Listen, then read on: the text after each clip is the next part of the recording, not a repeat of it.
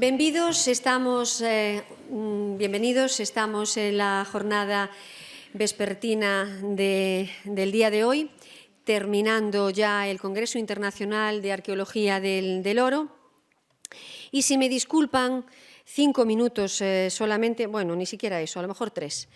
Voy a hacer algo bastante inusual y no es bailar. No. Porque quisiera presentar a la presentadora y eso no deja de ser también algo inusual. No porque necesite presentación, Raquel Casal García está en el programa para moderar esta mesa redonda. En realidad, tanto el Comité Científico y sobre todo y ante todo Beatriz Comendador y yo, queremos rendirle un mini homenaje teniendo en cuenta su reciente jubilación como directora del Departamento de Arqueología de la Facultad de Historia de la Universidad de Santiago de Compostela. ¿Y por qué? Aparte de que fue nuestra tutora real y virtual de las tesis de licenciatura, Raquel Casal, entre otros muchísimos méritos, tiene uno que viene ad hoc para este congreso y es porque fue la primera en introducir en nosotros, doctorandas y otras ilusas recién licenciadas, pues la temática del oro y de la orfebrería. Estamos hablando de los años 90. La primera monografía realmente científica, completa y con gran divulgación que hubo en toda la península fue probablemente el libro de Alicia Perea, que con mucho pesar no puede acompañarnos, pero realmente ahí es cuando empezó a despuntar la arqueología del oro. Entonces, Raquel Casal, pues como decía, aparte de inculcarlo a sus alumnos y alumnas, promovió también la investigación a este respecto, ayudándonos en nuestras publicaciones, dándonos todos los consejos habidos y por haber, con la expresión siguiente: chata, no te preocupes. Entonces, esto ella no lo sabe, pero no lo sabía, perdón, ahora ya obviamente es público y notorio, pero realmente queríamos agradecerle que estuviera aquí, que sabemos que también hizo un esfuerzo físico importante y a partir de ahí, por supuesto, que ya le damos la palabra para que modere esta mesa redonda y demás. Si puedes, Raquel, cuando quieras.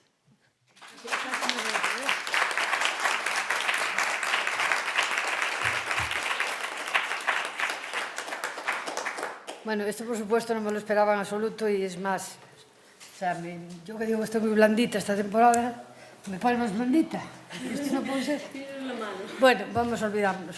No, le estaba diciendo un poco a Aurelia que ya no estoy yo en forma para seguir de moderadora, que ya ni me acuerdo, tengo los títulos aquí, pero mucho de lo que fueron las conferencias, después sí que reflexiono y tal, o si empezamos a hablar a lo mejor me salen las cosas, pero ya no tengo la memoria para... Me olvido de los nombres, me olvido de las cosas y eso es un poco un problema de la edad. Pero bueno, vamos a ser un poco profesionales y decir que yo al revés, yo voy a empezar mis palabras dándole las gracias a Aurelia por haberme invitado. Yo no pintaba nada, me hubiera gustado pintar más, porque a mí el tema del oro me apasionó siempre, me dediqué lo poco que pude porque... no digo que ahora sea mejor ni peor la universidad, pero la de mi época teníamos bastantes clases, teníamos investigaciones arqueológicas, era lo más importante, había que excavar, y la investigación que se iba haciendo, pues no había los medios que hay ahora, ni las ayudas por parte de la Xunta o por parte del Ministerio, en fin, los proyectos de investigación tan importantes que ahora tenéis muchos de vosotros, no se daban en nuestra época. Íbamos haciendo lo que podíamos. Por supuesto, yo como mi tesis doctoral fue sobre la eclíptica romana del Museo Arqueológico Nacional, de ahí también nació mi ilusión por la joyería. Entonces, en la joyería romana publicamos alguna cosilla, sobre todo la gallega, todo lo que había en Galicia de joyería romana, hicimos alguna incursión en algún otro tipo de piezas a nivel nacional, pero nunca tampoco fue el objeto principal de mis investigaciones. Pero sí recuerdo perfectamente a aquella gente de los 90, donde éramos las chicas de oro casi, pero no en el buen sentido, no en el sentido real, que eran 5 alumnas que tuve la suerte de que empezaron recogiendo, o sea, mediante mis pequeñas consejos a repasar o a poner en valor la joyería gallega, desde el calcolítico al mundo romano. Y como yo decía a la mañana que se asombraban de estar juntas ahí, después de lo amigas que eran, compañeras de pupitre y de piso, yo también quería decir que hoy me admiraba de ver cómo estas alumnas, que siempre mantuvimos más o menos el vernos, a lo que han llegado. Es una satisfacción enorme verlo, y algunos otros que hay por ahí que yo conozco que también ya tienen sus puestos de responsabilidad en museos o en la arqueología profesional, y uno es cuando se encuentra vieja, ¿no? Cuando ya ve a sus alumnos con años, te dicen eso, que fueron tus alumnos, y que el tiempo pasa. A mí hasta los 70 no me pasó nada, o sea, estaba en plena euforia, hasta los 71 casi me jubilé, pero ahora ya los últimos años sí que ya pesa. Ya no quieres casi ni enterarte de lo que pasa, porque te da mucha envidia los medios que hay hoy, lo que se avanza y lo que se sabe. Y no doy más rollos, reitero mis gracias a Aurelia en particular y a la comisión organizadora de este congreso en general por haberme invitado y por haber podido disfrutar estos días de todas vuestras sapiencias y vuestra sabiduría. Y sin más, me pusieron de moderadora en esta mesa, pero, por ejemplo, el título que le pusieron a la mesa redonda, ya yo no lo puse, lo puso como no, la intrépida Bea, comendador. ¿Cuál es la piedra filosofal en la alquimia de su conocimiento? Entonces, aunque después empezamos ya mesa por mesa de la mañana, o sea, cada una de las participantes, le preguntaría primero, para que nos introduzcan el tema, ¿qué significa? ¿Cuál es? A mí mis queridos compañeros de la comisión me dijeron, tú pon un título imaginativo. Yo ya tenía en la cabeza lo de la alquimia, como pudisteis bien ver por la mañana, y dije yo, bueno, pues vamos a poner algo así como, ¿cuál es la clave, cuál es el kit de la cuestión, ¿no? A ver, viendo cómo fue un poco la charla ayer y cómo se puede desarrollar la sesión hoy, es cierto que ayer pues quizás nos orientamos más hacia la temática de la investigación y quizás hoy pues, podríamos hacer un poquito más hincapié pues, por todos los temas que se han tratado a la mañana, pues un poco más en esa parte de proyección social a todos los niveles, ¿no? Del significado, de la difusión, de la didáctica, ¿no? De todo eso del orden. Le hemos pedido a las personas que nos están ayudando en la organización que os repartiesen un pequeño post-it, porque la piedra filosofal es la piedra filosofal.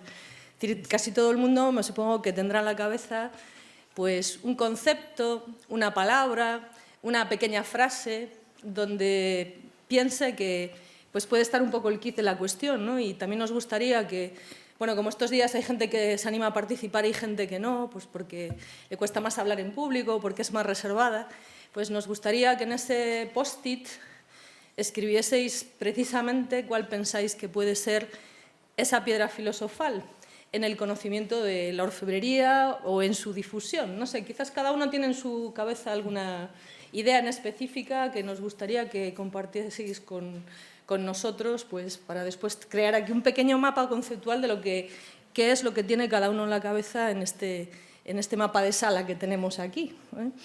Pero bueno, la idea es un poco eso. ¿Nos van a entregar el post-it después? Sí, claro. ¿Les vas a dar un tiempo? Sí, sí. Es que creo que cuando estaban entregando los post-it alguien dijo, vamos a tener que hablar. No, vais a tener que escribir. ¿Eh? Es tener que escribir y luego pues recogeremos todos estos post-it y con todo eso pues también nos haremos un poco una idea de cuáles son un poco las ideas que están ahí más sumergidas y que os cuesta un poco más a lo mejor pues volcar, así hacia va a ser anónimo, por supuesto. Claro, anónimo, que no tiene ningún libertad reparo, total. ¿no? Podéis hacer dibujos también. Interpretativos. Sí, claro. Muy bien. Entonces empezamos con las sí, yo creo que lo primero... Lo de esta mañana, que en principio, Jodi Hoy, preguntas para el nuevo brillo de un viejo tesoro, los torcos áureos de Snestisman en contexto. Yo ya no puedo hacer el resumen de cómo fue la conferencia de Elche, que me gustó, pero ya no me acuerdo. Porque además fue mucha información de estos días. O sea, que si alguien quiere recordar cómo fue, recuerda de qué va la conferencia para que la gente pregunte. Porque bueno, pues no sé, mañana escuchamos una magnífica conferencia sobre un sitio además impresionante, todas las metodologías de estudio que se están explicando en esta presentación, además, nos orientan a cómo hoy en día se excava un campo, un lugar donde hay depósitos de manera continuada y con qué metodologías, ¿no? Hay un salto impresionante entre lo que son los hallazgos descontextualizados y cómo con las nuevas metodologías hoy podemos incluso conocer un sitio donde sistemáticamente se han estado haciendo depósitos. Y bueno, era muy impresionante verlo, ¿no? Ojalá algún día podamos afrontar un trabajo de ese tipo por aquí. Y no sé si alguien, alguna cuestión en específico.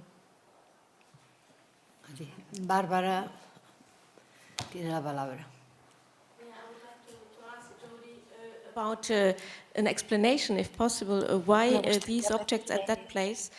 Una After the lecture explicación. of Alison, we have seen that Después de la exposición de Alison, hemos visto que algunas de las exposiciones auríferas de Inglaterra han pasado de la edad del bronce a la edad del oro. Hemos visto cómo estos torques de Statingham, algunos vienen del continente o de otros lugares. ¿Podrías, por favor, indicarnos? Creo que la respuesta es que el oro viene del continente, posiblemente en forma de monedas o artefactos complejos. Y posiblemente la razón por la que se ha desplazado hacia el noroeste es porque viene de ahí, porque es de donde las personas estaban obteniendo este oro y tenían esas conexiones. Así que es posible que tanto el oro como los torques fueran una expresión de estas conexiones. El hecho de que todo este material estuviera en un sitio nos indica la importancia de esa misma localización. Está elevada, es un pequeño montículo que mira al mar, así que es un lugar que puede aislarse, no hay un asentamiento cerca de ahí, así que es un lugar en el que las personas podían tener conexiones en esa región. Me gustaría hacer una pregunta. He visto que han construido con mercurio. Empieza, puedes poner cronológicamente, empieza en el tercer. Es muy difícil porque para fecharlo sabemos que hay 60 piezas que han colocado, pero es muy difícil hacer que estas piezas se fechen. Es muy complicado.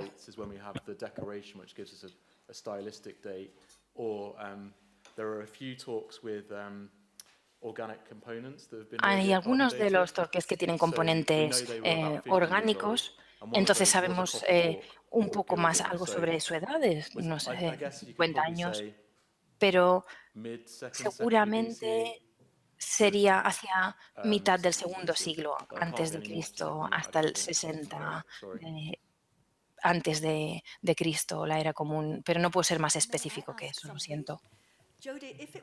Me gustaría preguntar algo. Si era del...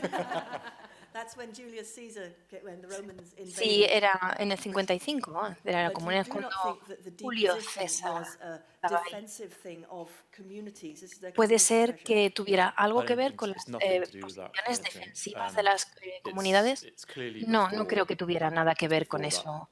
Es evidente que es seguramente antes de esas invasiones. Así que la posición indica que realmente está fuera de eso.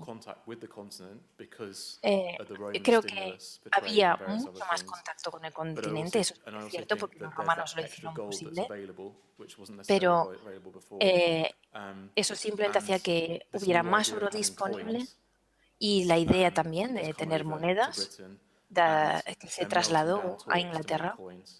Y también la idea de fundir esas monedas para hacer que se pudieran utilizar en la confección de los torques. Eso creo que es lo que sí que vino por su parte. Para continuar con esta misma pregunta, ¿consigues la fecha por la última moneda? Sí. No tenemos monedas, porque al no tener este tipo de material no podemos ser específicos. Yo creo firmemente, porque lo veo en los otros depósitos que tenemos, vemos que hay monedas que estaban en circulación. Es muy frecuente que estas monedas estuvieran circulando en esos momentos. Por eso creo que esa fecha es bastante adecuada.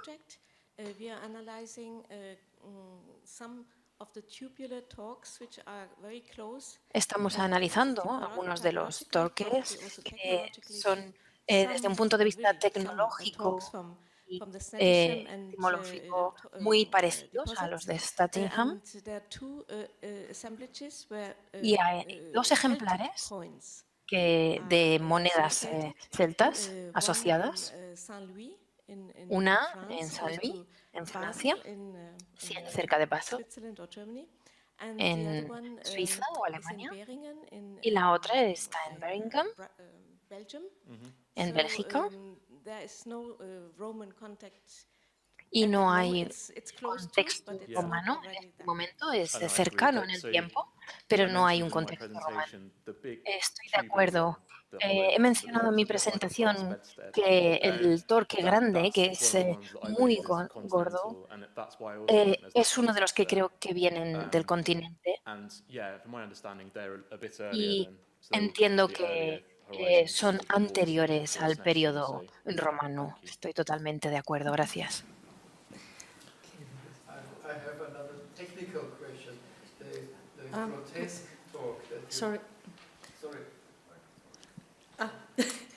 Sí, buenas tardes. A medida que más sabe uno, más dudas tiene. Ayer en el museo estábamos oyendo las explicaciones de la señora Balseiro sobre los torques y está hablando de los dibujos. Se ven una serie de dibujos extraordinarios. Siempre se habla de un orfebre, de un artesano. Yo creo que no es uno, es un equipo de personas los que forman un taller de orfebrería. El orfebre, dentro de su profesión, podemos encontrar 6 o 7 profesiones totalmente diferentes. Lo que se necesita es un maestro que es el que dirige el equipo. Entonces, volviendo, por ejemplo, al Torques de Burela, yo para mí, que es una perfección, es extraordinaria, se debió de fundir por lo menos una docena de veces para sacarlo con tal perfección. Teniendo en cuenta de que en aquel momento, aunque la cera perdida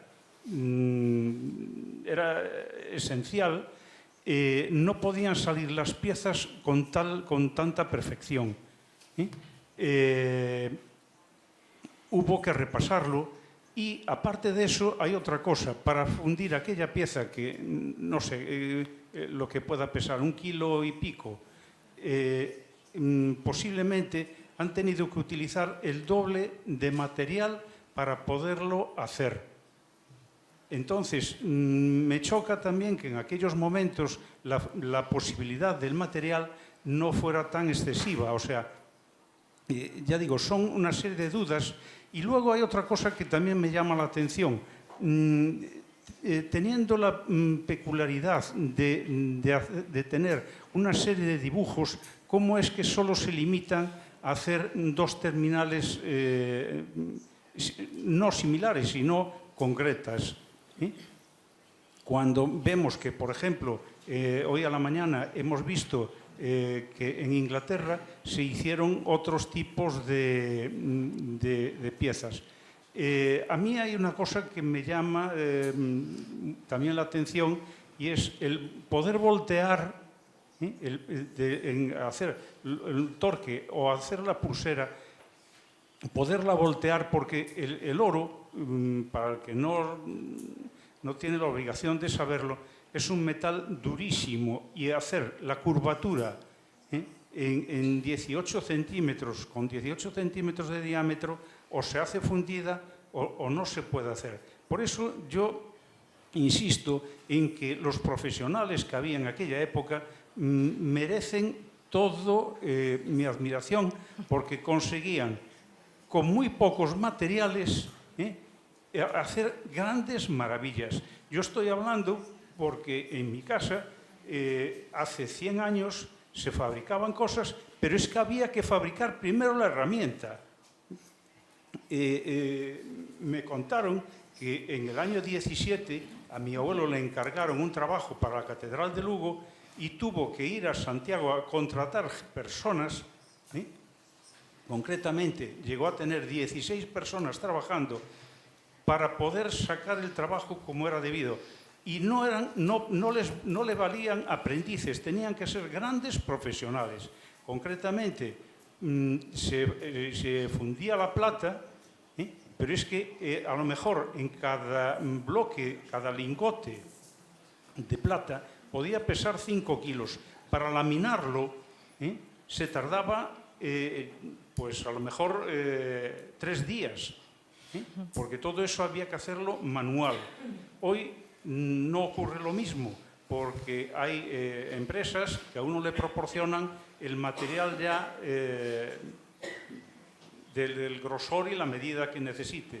Pero teniendo en cuenta de que en aquel momento no había las herramientas adecuadas, yo pido para aquella gente la máxima admiración, porque, ya digo, carecían por completo de todo. Es más, ahora, por ejemplo, Estamos de acuerdo, pero le voy a tener que interrumpir porque queremos dar paso a otras personas que han pedido la palabra. Entonces, estamos, creo que todos totalmente de acuerdo en la sala con estas apreciaciones de valorización, y quizás después hay... Termino nada más. El orfebre padecía una enfermedad que era enfisema pulmonar, que hasta hace poco tiempo se le conocía como la enfermedad del joyero.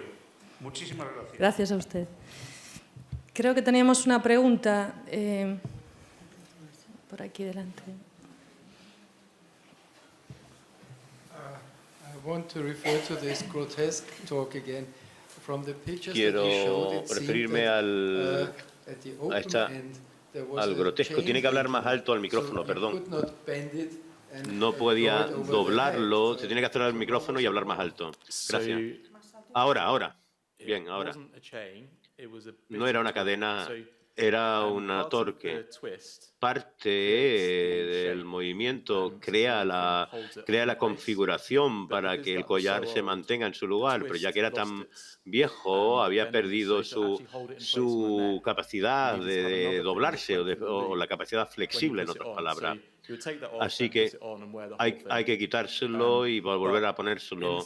Pero sí, es una buena pregunta, porque no estoy seguro cuántas veces se puede poner uno ese objeto antes, o cuántas veces se lo podría poner antes que volviese a partirse o romperse otra vez. Vale. If I can, Sí, a question. I'm me curious permite. about what's the way Siento curiosidad. Your team managed the situation ¿Cómo with the ha local gestionado community? su Because you have a field equipo with amazing, este impressive tema? Porque torques. And what's the tiene way, unos torques if it is magníficos. closed or is open, or what's the way El campo está that you abierto, interact está with the local cerrado el sector. community? ¿Cómo interactúa con la comunidad local? Los descubrimientos de los últimos 70 años lo hicieron agricultores que estaban en el... Esto fue en los años 50. Y eso fueron descubrimientos durante 20 años. Pensaron que habían encontrado todo y que estaban contentos. Pero a finales de los 80 y principios de los años 90 volvieron y encontraron los 600 objetos y lo enviaron al museo británico y enviaron y encontraron otros 6 o 7 tesoros y pensaron que ya había terminado y que había encontrado todo. Afortunadamente, debajo de las excavaciones había otro tesoro de 6.000 monedas de oro y estos se encontraron con métodos clandestinos y estas personas clandestinos lo encontraron y se perdieron las monedas. Solo la única evidencia que tenemos es que había como una vasija y esto es realmente no podemos hacer gran cosa, no lo podemos cerrar porque es un camino público, pero en la zona boscosa ahí sí que había una cosa, pero no podemos excavar porque los árboles están ahí. Si alguna vez cortan los árboles, pues se podría instalar más material. En términos del campo accesible, y ya no es que es accesible, pero en el pueblo hay una gran tienda que se llama The Sword, y la señal del pueblo es un torque, está muy orgulloso. Dio una presentación hace 2 o 3 semanas a Tremillas y me reuní con la hija del agricultor que encontró el torque. Intentamos mantener contacto, informar a la comunidad, pero es algo muy... Pero claro, hay que tener cuidado porque hay otro tipo de gente que lo quieren robar. Continuamos, porque si no, no podemos pasar aquí esta idea, ¿no? Sí. La siguiente conferencia era del doctor Thomas Natter, que se tuvo que ir. Entonces pido disculpas porque tenía que ir a Santiago por un compromiso. Yo solo hago una reflexión, que de esta conferencia sí me acuerdo mejor, porque me encantó realmente. El tema de iconografía es algo que me apasiona y además me recuerda muchísimo, ya que estoy hoy de recuerdos, a mi maestro José María Luzón, que era un profesor y es, que aún vive, capaz de remontarnos también exactamente entre todos los mundos del calcolítico más remoto a tiempos romanos o castreños a base de símbolos, de gestos, de formas. Todo el simbolismo de las placas, de los ídolos placa y todas esas cosas nos hacía ver, pues eso, recuerdo siempre el cruzado mágico que contaba, desde la muñequita hasta la Cajuyuk, tan conocida, que tiene su cruzado mágico de oro y sus pulseras en brazos y piernas, una figurita así muy pequeñita. Ese cruzado mágico lo traía él al mundo cristiano, a los curas, a la estola cuando se viste y la cruzan sobre el pecho, pasando antes por todos los ídolos placa y todos los ídolos franceses, neolíticos, de los cruzados, de las 2 rayas que lleva sobre el pecho. En fin, no voy a dar una conferencia yo sobre eso, que no me lo sé, pero digo que la conferencia de esta mañana me resultó enormemente maravillosa también a nivel de símbolos, de traernos a través de los gestos, aquellos que nos llevaba incluso al mundo romano de las estelas funerarias. Y de paso me viene un recuerdo también ya de mi época de profesora de tanto tiempo, que desgraciadamente la Facultad de Historias, y sigue en el mismo plan, se quitó el tema de protohistoria, que vosotros lo tuvisteis, los que hicisteis historia, que quieras que no, que fuera por aquel libro antiguo de Blanco Frigeiro, del arte antiguo del Asia anterior, se veía todo ese mundo un poquito. Y resulta que la gente de estos últimos años, es que ni pum, es que yo creo que ni Creta, ni Micenas, nada, no le puede estar contando nada de esto porque no lo reconoce, no lo sabe. Dan historia antigua algo, de los sumerios y a lo mejor de la escritura cuneiforme, pero lo que es la iconografía no lo daba. Y bueno, si alguien sabe más del tema, que hagan preguntas y contestáis, si podemos, eso, pues admitimos alguna pregunta sobre el tema de... Y si no, paso a lo siguiente. Pues pasamos al siguiente, que será mucho mejor y ahorramos un poquito de tiempo. Raquel Vilaça nos habló, si recordáis, del oro y el cuerpo, contextos y estrategias sociales entre el tercero y el primer milenio antes de Cristo en el territorio portugués. Entonces, tienen la palabra ustedes en principio y después la mesa, si os parece.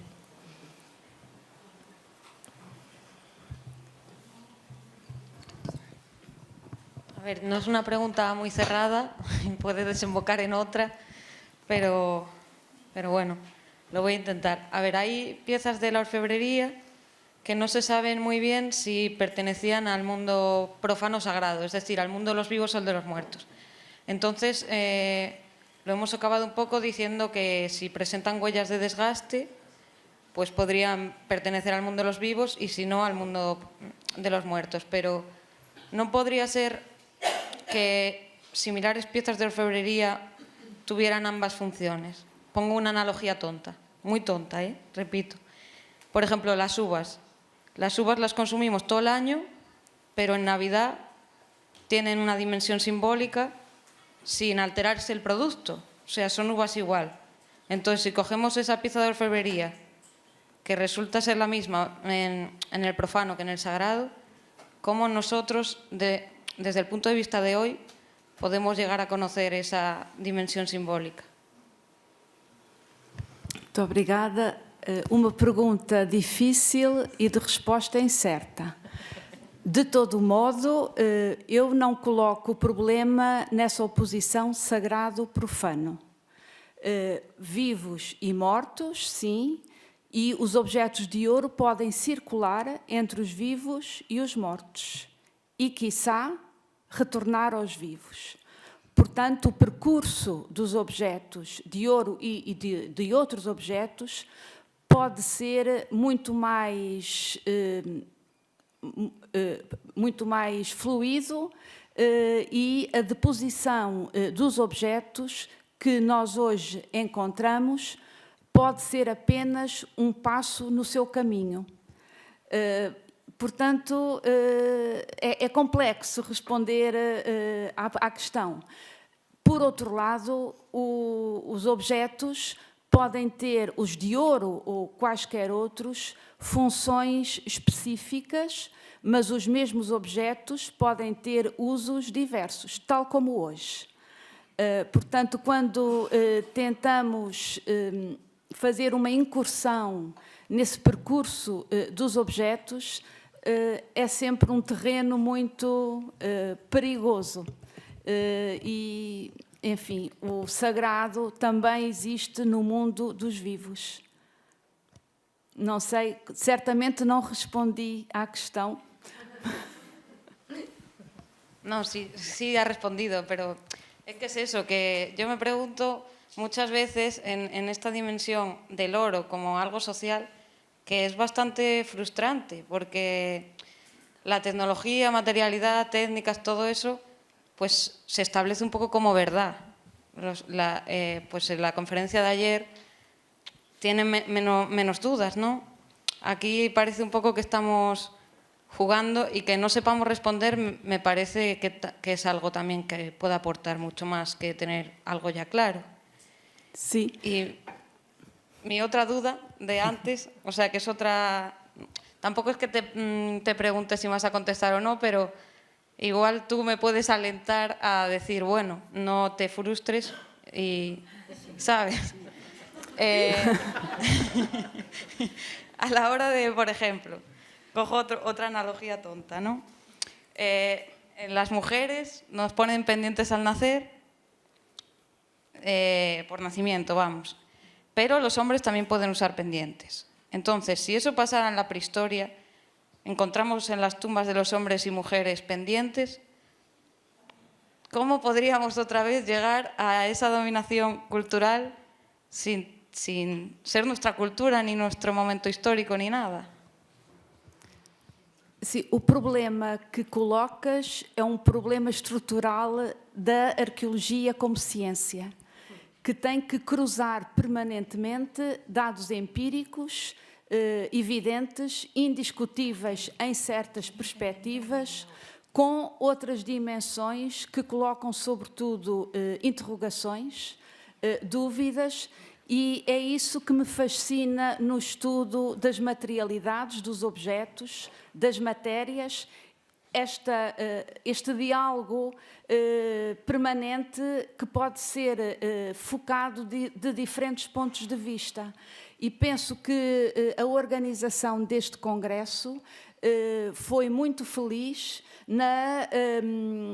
na definição dos temas que estiveram presentes nas diversas sessões, porque retrata justamente as diversas perspectivas que podemos trabalhar, estudar, investigar do ponto de vista dos objetos, neste caso do ouro. De facto, não há espaço para ficarmos frustrados. Há espaço para trabalhar continuamente e dialogando não só entre arqueólogos com diferentes perspectivas relativamente aos paradigmas da arqueologia, mas também, como também ficou bem demonstrado, com todos os outros cientistas e investigadores de outras áreas. Não me interessa especialmente se este corpo concreto se é de homem ou de mulher e usa brinco ou colar. Interessa-me perceber a diversidade que está permanentemente e que nos surpreende todos os dias, sobretudo quando temos boas evidências empíricas, porque isso naturalmente que também nos satisfaz. Si me permites, Raquel, ao respecto do que dice Paula, facer unha pequena reflexión. Realmente as túas preguntas non son baladí, son moi consecuentes e realmente están en consonancia cos nosos obxectivos. Ai, me pasé al gallego. Bueno, perdón. El caso es que nos alegra muchísimo. Primero, que presentes un póster con una visión tan novedosa o no, pero en todo caso distinta, que plantees cuestiones que te parezca que no se pueden desarrollar, pero sí se pueden desarrollar y sí se pueden estudiar, y sobre todo lo que comentábamos, plantar ahí un poquito también la semilla de la curiosidad entre otra generación para que realmente investigue y aporte otras cuestiones, otras dimensiones, como bien decía Raquel. Y con respecto a las funciones, esto lo sabrás, pero en fin, voy a arriesgarme igual a decirlo. Con respecto a las funciones, como también dice Raquel, no solamente la dimensión social, la orfebrería, concretamente la Edad del Hierro y concretamente, por ejemplo, los torques, tenemos una dimensión social efectivamente como adorno, un adorno de cuello, pues un símbolo de poder y prestigio de una determinada élite, pues en este caso parece que desarrollado sobre todo en hombres, pero hay casos en Francia que también hay tumbas que, pues eso, el torques de Vix, por ejemplo, pero realmente los torques también están asociados con rituales y con cultos, es decir, están relacionados con la espiritualidad. Recordemos esos bronces votivos, esas hachitas pequeñas de bronce en la que aparece representado un torques, un caldero y unos animales para el sacrificio. Es decir, el torques ahí está sacado de contexto, no está aportado por un guerrero. El caldero de Gundestrup, que también puse yo en la comunicación. El caldero de Gundestrup está asociado al dios Cernunnos en ese caso, pero no es que lo lleve solamente en el cuello, dimensión social, de adorno, de símbolo, de prestigio, etc. Está también portándolo en la mano en un probable significado más ritual o espiritual que el que corresponde, por ejemplo, a esos guerreros que ponía Chatner en su comunicación. Al igual que la diadema de Moñes, que, por cierto, entre nosotros tenemos que decir que antes se le llamaba de Ribadeo, pero obviamente es de Moñes, es asturiana. Entonces, tenía que decirlo.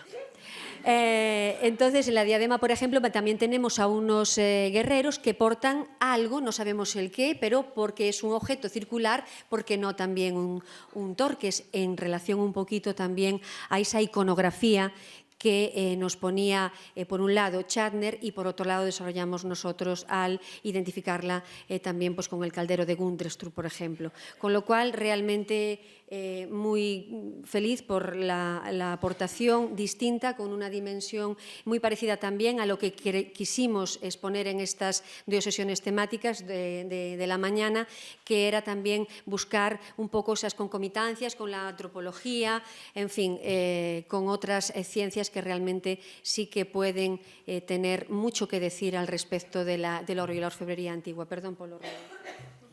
Iba a cortar la palabra a la coordinadora, pero no me parecía de recibo. Pasamos de ponente. Ah, está Bárbara ahí. Bárbara. Sí, quería preguntar a Raquel qué piensa ella de la utilización de analogías de la etnología o etnoarqueología para comprender la manera de portar ciertas joyas u otros objetos y mismo al valor que esta gente que pueden contar sobre el valor, si se puede utilizar eso como analogía. Pois creio que a resposta só pode ser, claro, sim. Está demonstrado em vários trabalhos, nomeadamente nos trabalhos que tens desenvolvido, e igualmente no póster que acabámos de comentar. E, portanto, esse caminho da etnoarqueologia é um caminho tão importante e tão válido quanto os outros. É mais uma face do problema, para explorarmos o problema, claro que sempre, do meu ponto de vista, com as limitações inerentes à etnoarqueologia, abre a nossa mente, mas não dá as respostas que procuramos. Mas é um elemento a introduzir na discussão de muito valor. Eu, efetivamente, não o foquei na minha apresentação por dois motivos básicos. Por um lado, porque não poderia tratar de tudo e, por outro lado, porque não me sinto suficientemente segura, conhecedora desses domínios para poder trazer alguma coisa de novo. Mas estou permanentemente alerta para encontrar outras formas de olhar o mesmo problema. Buenas tardes. Lo mío no es una pregunta, es un agradecimiento. Es un agradecimiento al museo por haber organizado este magnífico congreso y en lo que a mí respecta personalmente es un agradecimiento a todos los ponentes por haberme permitido conocer una millonésima parte de sus conocimientos y haberlos compartido conmigo para poder enriquecerme. Muchas gracias.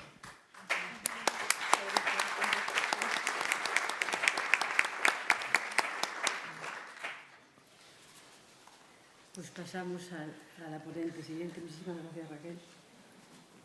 La siguiente ponente es... yo me pierdo. Marie Schill, ¿no? Cahill. Imágenes solares en la Edad del Bronce de la antigua Irlanda. Magnífica charla. Pero ahora que le pregunte.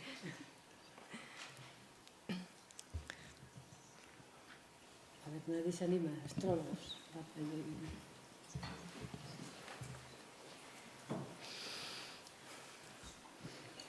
Hi, Mary. Yeah, I was interested in the origins of Hola, solar imagery Mary. in Ireland. Está So you mentioned muy that interesado there's en lots los of other orígenes cultures that de also estas have imágenes this solares aspect en in a lot of their Irlanda. artifacts, but do you have Muchos de any estos indication of earlier artefactos, objects that show solar imagery before you sabemos started el this, origen, pero in that it was present in ¿tienes Ireland, alguna or evidencia do you think de perhaps it's coming artefactos from contacts from más elsewhere that already have antiguos? this? ¿Crees que o tenéis evidencia de que vengan por contacto con algún otro lugar? Tenemos muchísimos elementos que vienen de imágenes solares, también en otros lugares por todo el país. Hemos sido un poco reticentes a quedarnos a ver. Algunas personas han sido muy precavidos, otros, como yo, quizás hemos prescindido un poco de esa precaución y al final hemos dicho, si ladra como un perro y parece un perro, al final es que será un perro. Así que quizás en la península ibérica hace años Elizabeth sort of blamed it on our cautious and careful training. Elizabeth ya nos decía que quizás nuestro entrenamiento, que tiene un enfoque demasiado precavido, and to, you know, be a little bit more definitive about what a lot of it means. Of course, we can't understand. A veces no podemos entender todo las implicaciones, pero me gustaría quizás llegar al punto de decir que hay imágenes ahí que para mí representan los barcos solares y son muy anteriores a ese tiempo. Sería útil revisar, mirar otra vez estos materiales y, por supuesto, los vasos y diferentes ornamentos de la alfarería que están implicados también. Podríamos ver las conexiones que tienen con la alfarería de la península ibérica.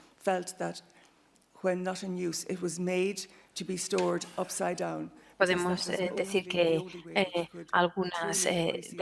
algunos de estos hallazgos parece que estaban hechos para ser guardados boca abajo. Cuando hablamos de este vaso, de esta vasija de madera que tiene estos detalles tan preciosos, voy a usar un vaso. Y es verdad que cuando lo levantas es como que estás levantando o está saliendo el sol. Es una imagen bonita. Si puedo añadir una sola cosa que además conecta con el comentario que nos hacían antes. Algo que es impresionante y quizás sobre lo que pocas veces reflexionamos es como elementos que consideramos ornamentales o decorativos están fuertemente codificados y normativizados en extensísimos territorios, ¿no? Son comunes a territorios muy extensos. Y luego hay un aspecto que nos permite también compararlo. Por ejemplo, en términos de la producción de la metalurgia, en el inicio del Calcolítico, podemos observar la producción orfebre y podemos observar la producción en cobre. La producción en cobre es absolutamente normativizada socialmente, porque las formas que se producen son poquísimas y digamos que no están estandarizadas porque no hablamos de una producción industrial, pero están absolutamente normalizadas. Y no es porque los artesanos en aquel momento no supieran hacer otras cosas, sino porque lo que la sociedad demanda son estrictamente esas formas. Y en cambio en la orfebrería, por lo menos en lo que se observa aquí en el noroeste de la península ibérica, la capacidad creativa del artesano que introduce en la producción es muchísimo mayor. Y de hecho tenemos en muchas ocasiones la manifestación del oro es pocas piezas que son únicas, mientras que en el cobre tenemos formas únicas, pero que tienen un montón de piezas iguales. Entonces, la manifestación de la producción está mostrando claramente cómo los factores normativos sociales condicionan qué se produce o qué no se produce y también qué se representa o qué no se representa. Por lo tanto, si estamos hablando de una comunidad iconográfica representativa en territorios muy extensos, es algo que quizás a veces no le damos demasiada importancia, pero tiene una importancia muy importante en la interpretación de esos motivos. Por eso, respondiendo al hecho de por qué en un Torques pues hacen unas cosas y no hacen otras, pudiendo hacer cosas mucho más sofisticadas. Bueno, pues porque los factores normativos sociales que condicionan qué se produce o no, o limitan esa creatividad o condicionan al artesano para producir aquello que la sociedad quiere. I'd just like to agree with everything that Bea said there insofar as I understood it, but I understand the important point, which is that these Entiendo la parte importante, creo. Es posible que estos artesanos, o como queramos llamarlos, solo se les permitía hacer ciertas cosas, hacerlas de cierta manera. No tenían quizás permiso para usar una imaginación propia artística. No, estos son artistas que no tenían mucha licencia para hacer lo que querían. Algo que he mencionado esta mañana es que cuando miramos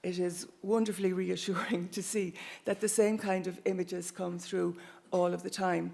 And if any of you have a moment, I would suggest that you look, for example, at si tenéis un momento, aconsejaría que mirarais a todas esas imágenes en las que el sol está bajando sobre el mar y todas esas representaciones del sol realmente, desde mi punto de vista, están diciendo que son representaciones solares. It's quite remarkable the way even, I'll make a mistake and say, is it either Manet or Monet? I can't remember. The sun is going down on the water and you get the ladder pattern repeat, in the water. So vemos que cuando el sol está poniéndose detrás del agua, estos reflejos son lo que los artesanos de ese tiempo, que no son solo artesanos, eran artistas, pero que tenían restricciones, intentan reflejar. No podemos comparar la libertad que tienen los artesanos o artistas modernos con los que tenían en el periodo medieval o en la Edad Media. Cuando intentamos entender cómo responder a lo que significaban esos artefactos. Chris, your question is very interesting in terms, I think, were you implying, is there a continuity in solar imagery? Lo que dices es, lo que intentas decirnos es si hay una continuidad en las imágenes solares. Es la idea de usar un disco. Vemos que la encontramos en el centro de Europa. Es una reintroducción de esta idea del concepto solar que viene de la parte continental de Europa. No sé lo que tú piensas al respecto. Sí, es una posibilidad. Me impresiona mucho la evidencia que encontramos en la alfarería. Es cierto que encontramos cerámica del centro de Europa, imágenes que se pueden interpretar de la misma manera para entender cómo todo funciona. Es una pregunta muy difícil. Mi punto de vista es que una vez que se introdujo el oro y se empezó a trabajar con él, el hecho de que el oro sea algo tan natural les hizo pensar que era algo que podían realmente usar porque tiene ese color, esa intensidad, refleja la luz. Así que por eso resurgió toda esa cultura del culto o la adoración al sol. No es solo en Irlanda o en la península ibérica, es en muchos sitios. Nos quedamos cortos de tiempo, como siempre. Ahora, Alison Sheridan, oro en la aurífera Bretaña, 2450-800 a.C., hacia una estrategia y marco de investigación. Doctora Sheridan, cuando quiera aquellos. A ver, que esto es un tema de futuro. Les quedó todos clarísimo. Y a la mesa, a ver. Nos quedó claro que la investigación del futuro por dónde va, ¿no? Muy bien, pues. Bueno, agradecerle a Alison su presentación. Y si Marcos se anima por ahí. Las impertinentes esas que querías. Hi, I'll ask you a question since nobody else does. It's a curiosity that I had. Tengo una pregunta, una curiosidad. El marco de su investigación es muy interesante, La impresión que tengo es que una de las cuestiones importantes es de dónde viene el oro y cómo se obtiene, pero ¿hasta qué punto crees que es importante también saber la tecnología implicada en eso? Yes, ¿Podéis that's incorporar really where Barbara esta Armbuster's investigación? contribution will Sí, aquí es very donde largely. And la yes, contribución I was very struck se yesterday when dirige. you kindly showed us the fantastic gallery Me, in the museum. me impresionó And you were muchísimo saying, cuando nos here are all these mostraste objects and they're la virtually identical to galería what we have en in el Britain. museo In one y sense, that's todos esos true. objetos que son But when I looked at prácticamente dates, I thought, idénticos wait a a lo que minute, they're tenemos en Gran several Bretaña. centuries younger than Pero the cuando propaganda. And then vi Barbara said, and they were las made in a fechas, completely different way. eran de varios So siglos, it is very eran easy posteriores. Así que to be es fácil misled accidentally. Your ones were made by desviarse o casting equivocarse un gold, poco whereas our accidentalmente, ones, which are earlier, were porque made algunos estaban with hechos flat sheet mediante gold that was fundición then o hammered. coladas, Yeah? So it's mientras que really muchos de los fascinating. nuestros estaban hechos en And placas planas que después what se I'm always martillaban. looking for and interested in Así que is lo que siempre international miro y me contacts and interesa influences, es etc. esos So contactos mentally I had to internacionales, sort of tick influencias, off that one. I thought, oh, rats, eh, never mind. But que things like siempre the estamos buscando si hay esas basket-shaped hair conexiones, ornaments, pero very mentalmente much they tuve are que tachar something esa como truly una que international. And tristemente I was no actually going to parece ask encajar. Raquel, the one from, is it Por eso Belém, quería preguntar a in Raquel, Portugal? You la have que you viene showed de it as an Portugal, earring, as a pendiente. tenéis una nueva exposición sobre un I pendiente, wonder if it was an pero me unrolled pregunto basket-shaped hair ornament. Pero me What do you pregunto think? si es redondo en forma de cesta. ¿Qué piensas? Sincerely, I don't know. Okay. Perhaps. Para ser sincera, no lo I sé. mean, what is really essential to us in terms of understanding Lo que es what was muy going importante para on is nosotros, to para be able entender to lo be que está clear that, sucediendo, either people or ideas or objects or es materials were ser moving, capaces yeah? de And we ver have to be so cómo very esas careful ideas, to personas check o artefactos everything. But there se is no estaban doubt moviendo, pero that también there y was con mucho cuidado extensive de movement of comprobar ideas and cada people uno. and things. Es And I think the evidente Beaker que period había is un movimiento particularly muy grande interesting. de ideas, And now that we de can add artefactos. DNA Creo que ese to periodo the en concreto evidence, it's es getting even more muy interesting. interesante. So Ahora que and podemos Ireland is a añadir particularly interesting pruebas de place ADN because and a Humphrey la Case always used to ecuación, say that es muy the interesante. strongest influence is from the Atlantic facade, and I think he's Es right. verdad que algunas de las And you're also influencias right, Mary, to vienen say, and there was siempre por also el lado some European atlántico. influence.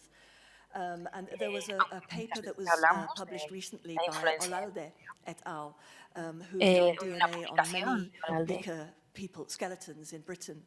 And so en la some que of se them recogen came muchos from the esqueletos Netherlands, de some Bretaña. of them came from Algunos further down the Rhine, venían some of them de almost certainly came from France, de los but Países they have a Bajos, genetic otros de signature that Francia, looks Iberian, so it's very complicated. pero tenían una composición And genética it's que parecían the ibérico, de la maritime península beakers ibérica. that you have, clearly, yes, people were Maritime moving and ideas were moving. son So realmente our evidencia understanding de of the que metalwork las and the personas y las influences ideas is all part se of that estaban big moviendo. picture.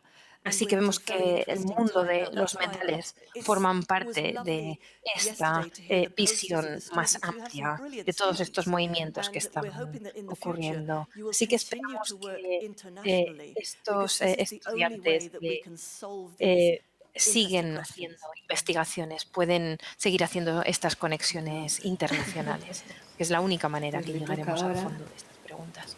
a la doctora Laura Hernández Alcaraz, El Tesoro de Villena, aproximación a su conocimiento desde la didáctica y la acción divulgativa.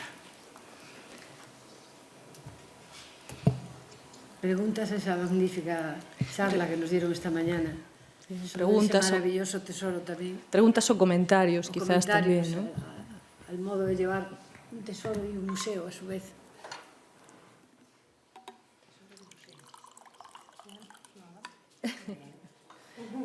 Bueno, yo le comentaba hoy a Laura por la mañana la diferencia bueno, que reciben en el tratamiento algunos tesoros, ¿no? Aquí tenemos el ejemplo del tesoro del depósito de Asilgadas, uno de los 2 tesoros que aparecieron en Caldas de Reis, cuyo, digamos, está expuesto en el Museo de Pontevedra, obviamente, pero en la ciudad en la que apareció, bueno, nos comentaba ya que habían colocado un memorial en el sitio en el que había aparecido el depósito de Villena, ¿no? Yo lamento informarles que en el sitio donde apareció el tesoro de Caldas hoy en día hay una pista de pádel que pertenece a un chalet.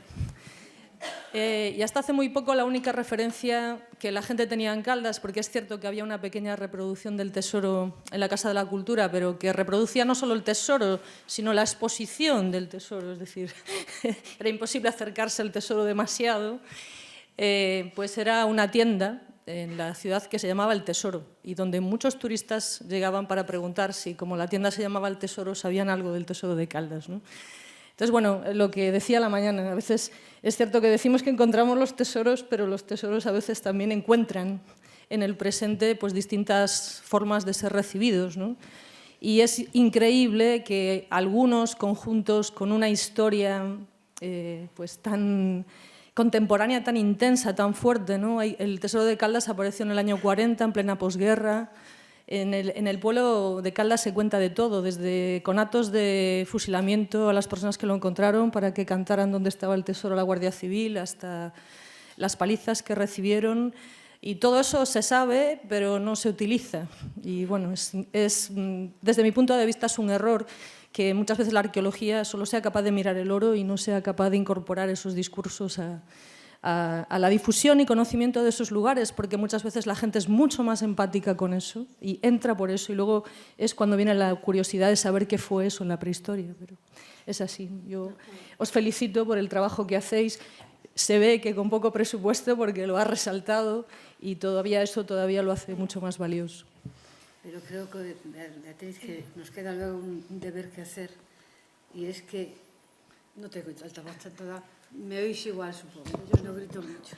No, decía que nos queda la labor, os queda la labor de reivindicar precisamente el tesoro de Caldas, porque yo una de las preguntas que hacía siempre a los alumnos de prehistoria, nada más llegar, ya si conocían el tesoro de Caldas. Yo soy de Pontevedra, y lo conocí, pero bueno, yo creo que cuando fui a la facultad, y había ido al museo, pero la sala del tesoro, como era así oscura, lúgubre, pues no nos llevaban las monjas del colegio, que los que iban. Y tristemente, eso pasa. Yo creo que el tesoro de Villena, aparte de, claro, de los años 40 a los años 90, la divulgación es muy distinta. Alicia Perea, el estudio que le hizo, también lo divulgó muchísimo. Nosotros tenemos una pulsera estilo Villena, la de las púas hechas por tal, que yo siempre ya no me olvido del tesoro de Villena, precisamente por el trabajo de esa. Pero creo que tu trabajo, el que hiciste ya con ese librito tan mono, cómo se encontró el tesoro y con la historia de toda esta, también está muy poco divulgado, tristemente, porque es una publicación de esas pequeñitas que a lo mejor si hubiera estado en una revista internacional, ahora puesta en la red, o sea que No, en la red está, y el Ayuntamiento de Caldas bien que la usa. No, seguro, pero digo en redes más internacionales, es decir, en plan una bibliografía más internacional y ponerla. Bueno, pero como me están grabando, emplazo al Ayuntamiento de Caldas, de Reis, de la provincia de Pontevedra, que de una vez por todas se anime a hacer algo, un núcleo interpretativo. Es cierto que, y lo digo públicamente, los comuneros, y concretamente la presidenta comunera de la parroquia de Bemil, que es donde apareció el depósito de Asilgadas, están haciendo un trabajo extraordinario, pero ese trabajo surge de la base civil, y también hay que decirlo. No, mira, yo no sé, yo creo que ayer aquí nos lo contaron, ¿no, Aurelia? No sé si te enteraste. Ayer estuvo aquí el chico que hablaba de la minería del oro del Cabrel. ¿Cómo se llama? Iván. Me enteré a la noche, no sé si me enteré aquí con él, porque yo no sé si se lo soñé, pero es verdad, porque lo comprobé, que a su padre, que fue un arqueólogo que también estuvo en el Museo de Lugo, que era practicante de profesión, como será antes, o sea, que ya será arqueólogo liberal, fueron años después, pero le han concedido en Caldas, en Campolameiro, una rúa, además era la rúa de José Antonio, con lo cual pasó a ser a la rúa. Creo que aunque pasen años se puede reivindicar esas cosas, ¿no? Y me dio una gran alegría y aprovecho para decirlo aquí si alguien no lo sabía, ¿no? Porque ya no está aquí su hijo, pero fue una persona que tuvo también que ver mucho con los petroglifos de Galicia, por supuesto, pero con el Ayuntamiento de Lugo y con el Museo de Lugo también. Sí, habla tú, porque si no, no te dejamos el protagonismo a Villena. Bastante. A ver, respecto a lo que ha comentado Bea del Tesoro de Caldas, yo creo que por eso he hecho hincapié en que la repercusión de una de las repercusiones del hallazgo de Villena fue que se quedara en Villena, porque nos ha resultado más fácil. Eso es verdad. Si el Tesoro de Villena estuviera en el Arqueológico Nacional, sería distinto, entiendo. Nosotros nos tendríamos que conformar con una réplica, ya no tendríamos la sartén por el mango, aunque tuviéramos la copia. Ahora sí, eso por un lado, pero por otro es verdad que Caldas tiene que reivindicar que el tesoro apareció en su término municipal y aprovechar esa circunstancia para sacar partido al patrimonio que pueda tener. Eso sin duda. Lo de la pista de pádel no procede en ningún caso. Y luego quiero hacer también aquí una salvedad al comentario un comentario que ha hecho la profesora Raquel Casal. El Tesoro de Villena lo estudió a fondo Alicia Perea, pero con Bárbara Ambruster. Sí, bueno, por las supuesto. dos. Perdón, sí, perdón. las dos. Era por nada, Sí, solo nombrar eso. De nombre a Bárbara también es una compañera que en aquellos años era la pareja. Exacto, ¿no? eso es. Anduvieron por los museos de toda España. Quería reivindicar su trabajo. Creo que vamos muy mal de tiempo, así que le damos ya caña a que ahora es la conferencia de Aurelia Balseiro, que a ver, alguna crítica por ahí a sus palabras o alguna... Me parece que todo el mundo estaba de acuerdo con lo que dijiste. Bueno, máis que a ver. unha crítica, penso que se me escuita moi ben. No para que se grave. Penso que máis que unha crítica, penso que sobre o tema da Aurelia e sobre a colección habería que facer incluso un monográfico. Creo que estamos no tempo, a colección xa é toda de un museo pagada, non, con os cartos da Deputación, e penso que o teu tema, Aurelia, daría para un día, para dous, para poder falar incluso de, como falamos, non, da historia e de como empezan os fondos arqueolóxicos, pero tamén da realidade administrativa, do proceso que houbo con todos os datos e as sinais. Penso que, ademais, aprenderíamos, tanto os profesionais do museo como da arqueoloxía, non, de problemáticas actuais que neste caso tiveches que apandar ti máis e outra xente. E penso que dentro desas problemáticas, non, que agora con todo solucionado, xa que incluso este mediodía estiven falando pois hai 4 anos, non, ou algo así, no Consello da Cultura Galega, cando se estaba no proceso, non, e se saltou dende Pontevedra con o tema e todo o mundo de Lugo fixemos un estúpido velo, non participamos, non porque sabíamos o que tamén iba a haber por detrás, e penso que neste momento é a hora de expoñelo e de falalo como fondo museístico. Segundo, e xa que teño o micrófono e tú me coñeces que abro o libro e non paro, tamén como a persoa que agradecer a antropoloxía, novas visións, agradecer a mulleres e a homes con novos ollos, non? Eu sempre digo, son alto medievalista, non? Que son unha nana a lombos de xigantes, non? E xigantas. E me vou levantando, pois a min neste caso, as vosas voces, as vosas mentes e o que expuxéchedes fanme levantar e ollar cada vez como máis alto, non, ou máis cara horizonte. Penso que o primeiro, pero aínda que o esforzo foi moito, debería de ter unha continuidade polo museo, continuidade pola colección, pero tamén continuidade polos arqueólogos, arqueólogas, personal científico neste caso da Galiza. A verdade é que unha experiencia para volver a repetir. Moitísimas grazas. Bueno, pois ahora só nos queda non os olvidéis de que tenéis un post-it donde colocarnos esa piedra filosofal que nos gustaría escuchar, aunque fuera así muy brevemente, a todas las personas que están en la sala, donde escribáis ese concepto, esa pequeña idea, un dibujito, lo que vosotros, la aportación que queráis hacer, pero de verdad que nos gustaría escuchar por lo menos mínimamente a todas las voces que están aquí representadas en la sala. Te toca a ti ahora. Bueno, y ahora yo, en mi tónica de darme paso a mí, no sé si algún comentario o alguna cuestión sobre la conferencia o la charlita de la mañana. Ahí quiero decir yo una cosa simplemente, porque según época de recuerdos, está visto que estos los años me caen muy mal. Me recordabas hoy a Alonso el Real, que tú lo conociste también, claro, pero cuando nos aconsejaba a mi generación de jovencitos que escucháramos a los viejos. Y de aquella la tradición de los arqueólogos que empezábamos a patear era irnos a las tabernas de los pueblos a escuchar a los viejos para que nos contaran estas historias de las que tú hablabas. Y ya nos ponían alerta contra la televisión.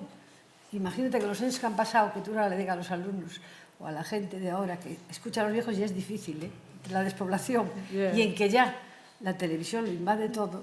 De verdad creo que ya hemos perdido ese tren, que al revés hay que recuperarlo en su pureza, porque creo que ya va a estar muy depauperado precisamente por esa difusión ya que les llega a través de otros medios.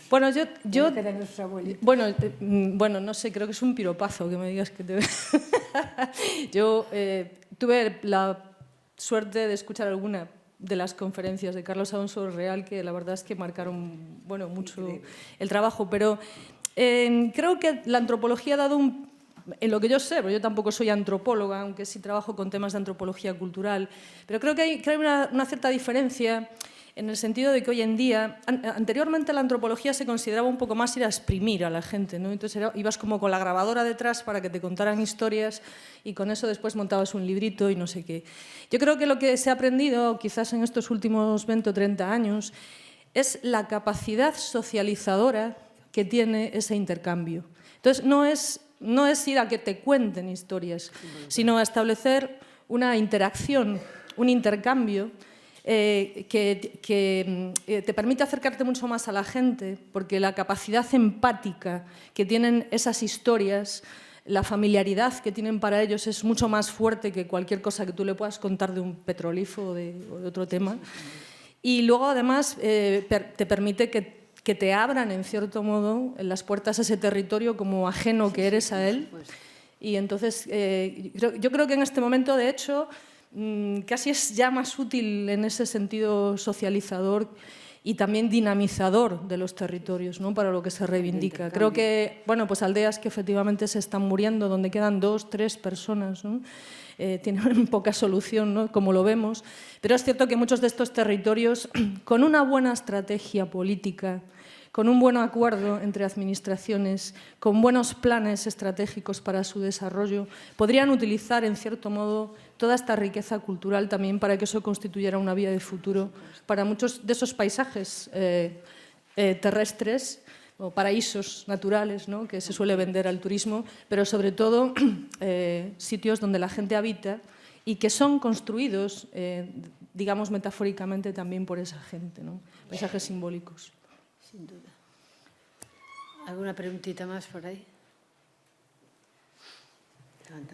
Bueno, pues como estáis ahí con la alquimia, destilando esa piedra filosofal, pues vamos cerrando si queréis, porque...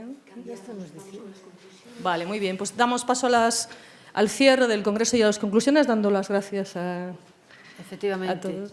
Al público, en primer lugar, por asistir, por dar ánimos y por ver que es importante todavía lo que se dice en estas conferencias, que normalmente, cuando son coloquios en grandes ciudades, pues van solo los 4 especialistas y si allí se matan entre ellos y hablan, pero no tienen la difusión que tienen ciudades como Lugo o ciudades pequeñas.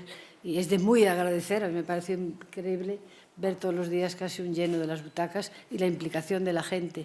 Por eso, a vosotros muchísimas gracias y, por supuesto, a la organización, a los ponentes y a todos esos. Yo no hago más que decir gracias. Solo un aviso, que no os vayáis con el post-it en la maleta, que nos los deis o a nosotros o a la gente de la organización, que los irá recogiendo y que los queremos ahí para las conclusiones finales. Gracias.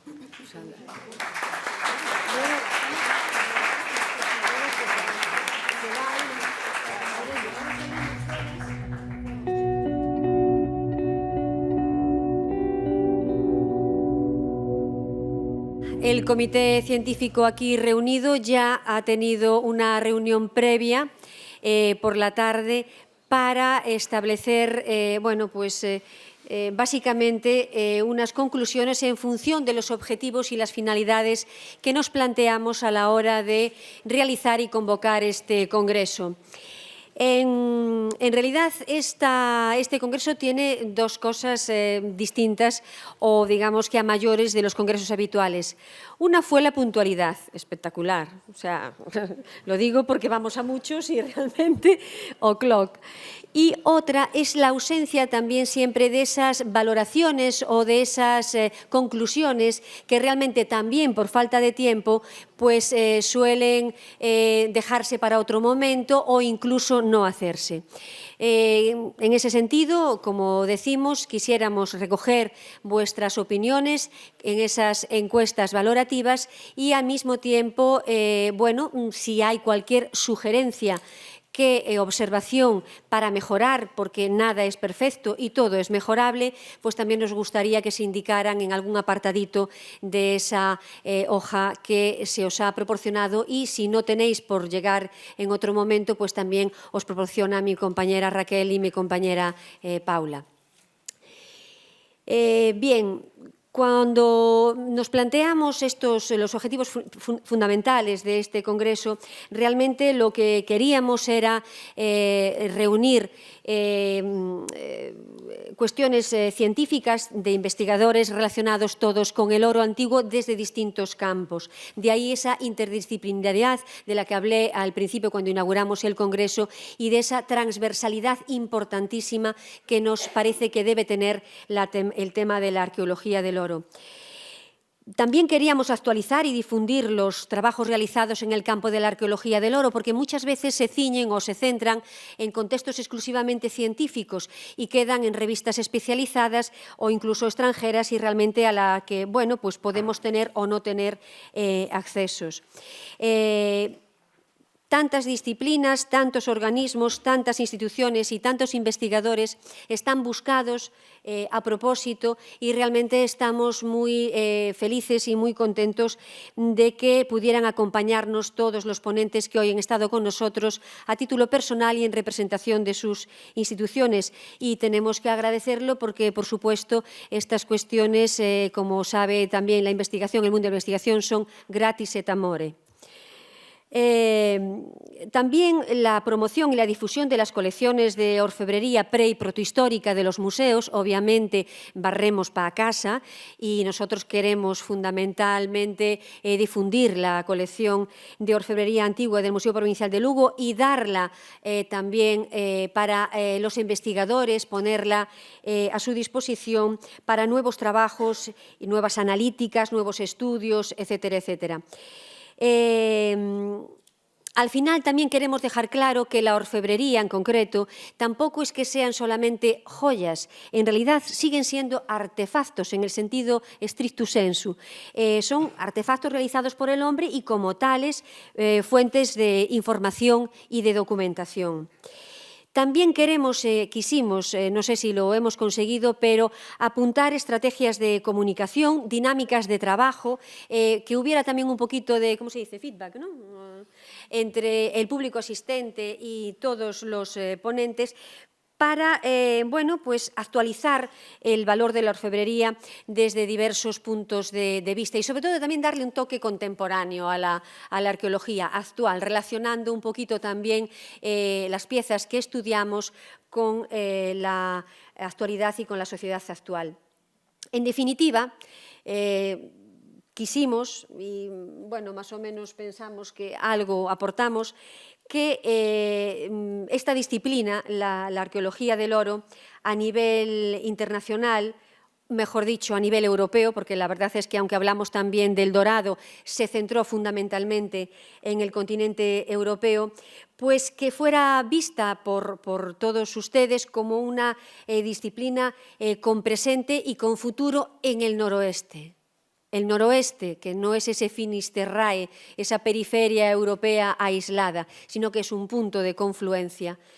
Entonces, como valoraciones finales, represento al a los miembros del comité científico, Marcos Martinón, Beatriz Comentador e Xosé Lois Armada, porque non tiñan ganas de falar, basicamente, entonces me tocou a mí, pero entendemos que tenemos que agradecer la acogida, el foro completo, la media de participantes ha sido de unas 130 personas, o sea, una verdadera excepción dentro del mundo de los congresos y los seminarios internacionales, que hayamos incentivado o intentado incentivar estudios de nuevos investigadores, por eso me centraba yo en esas aportaciones de los pósters, sobre todo de estudiantes y investigadores que están iniciándose, y sobre todo, ante todo y para todo, poner en valor nuestro patrimonio. Con esto terminamos las conclusiones y procedemos a la clausura. Muchas gracias.